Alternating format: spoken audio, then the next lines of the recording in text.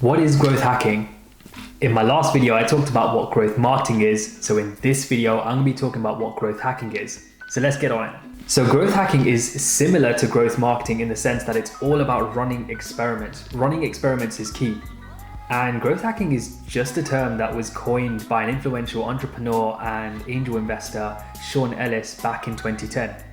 Over time, big companies like Dropbox, Facebook, LinkedIn, Airbnb, Uber have adopted this innovative and strategic thinking with marketing so that they can influence rapid growth. It's really been around for ages, so if you think about it, it's not really that new. Just a side note, growth marketing and growth hacking aren't a secret sauce to marketing, and for reasons I'll go on in another video, but they're not magic and they definitely don't guarantee victory. It's actually pretty intense and cutthroat. And here's why. It's all down to the typical process, which is similar to that of growth marketing's, right? You're technically implementing a hypothesis you initially have or an idea, and you're running those experiments pretty quickly, right? You're gathering results and you're using the data to decide whether you should retest something, demote something, or promote something. You move really fast. And what's interesting is the ideas usually focus on rapid growth, which is usually the case for early stage startups where they're trying to assess product market fit and understand what messaging works and what target audiences they should go after. So what are some examples of growth hacking? Well, this could similar to growth marketing with the full funnel effect. You could be running experiments full funnel, but a lot faster. This could involve things like email outreach, LinkedIn outreach, Facebook outreach. You'd be testing different offers. You could be seeing if you could set up a referral system for your product. You could also be getting a lot more technical and exploring API documentation to see if you can exploit certain tools out there or even your own product on things like surpassing sending limits or maybe building out an existing viral loop within the product, right, of your own product. And that way you can influence rapid growth. So what is a growth hacker like? What makes growth hackers successful? There's a few key areas, but one of the main ones I can think about is the actual mindset. So growth hacking mindset or growth marketing mindset, they should be technical and curious about technology and exploiting that technology and understanding whether they can influence that rapid growth factor. They actually say that growth hackers are scrappy, but I would say that's not entirely true. They're actually scrappy, but also well balanced in terms of being process driven as well, because they need to have that discipline to let tests run, but also be cutthroat to use their intuition to really switch off campaigns, right? Really kill campaigns because they just know it's not gonna work, which means, they need to be systematic. They're taking ideas from the hypothesis stage right down to results and then understanding whether something should be promoted, demoted, or should be retested in the future. And that's why, to top this off, they should be able to work in an agile environment.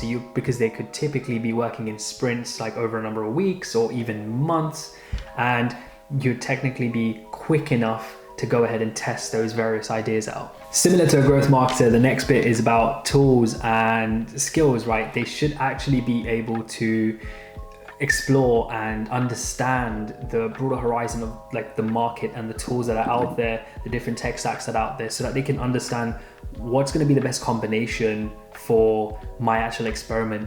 What can I actually explore? What can I exploit? Because I know that there's just a particular way we can influence something really, really good for the company here. And that would also involve things like understanding how a CRM works and really being in the trenches with the data, really understanding the different customer profiles and the data that you have there, and which ties into things like marketing automation, having a really good understanding for that, and marketing analytics as well. So we're talking about Google analytics or even SEO tools, ad platforms, looking at just generic CRM data, even cost data, right, to understand what opportunities there may be from people that are moving from trial users to paid users, etc. And one of the things that people usually miss out on is that they're typically very technical and very creative at the same time. So they're quite like marketing generalists or a T-shaped marketer even. So they have a good understanding of multiple areas, multiple strategies, multiple tactics, but they specialize in like 2 to 3 areas, which is super key. Which brings me to the final area, in that growth hackers are usually analytical, results driven, and creative, because they've got to come up with ideas, right? And they probably got to do it themselves, right? From past experiments, past experiences, or when they have no data at all, or they could be doing it after analyzing a bunch of data. So doing market research, maybe competitor research, looking at customer forms or customer reviews, anything like that. And they've got to have a love for looking at data, right? So numerical data, descriptive data, and then make decisions based off that.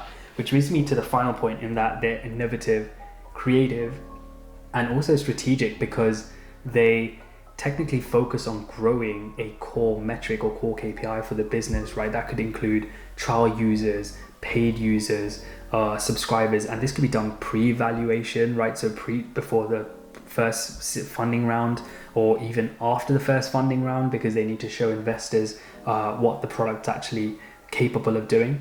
Or they could even be doing things before there's even any activity with the product, before there's even a product release. So looking at a pre-interest sign-up list, right, and driving users to a page to see who would actually be interested in the product before it even launches.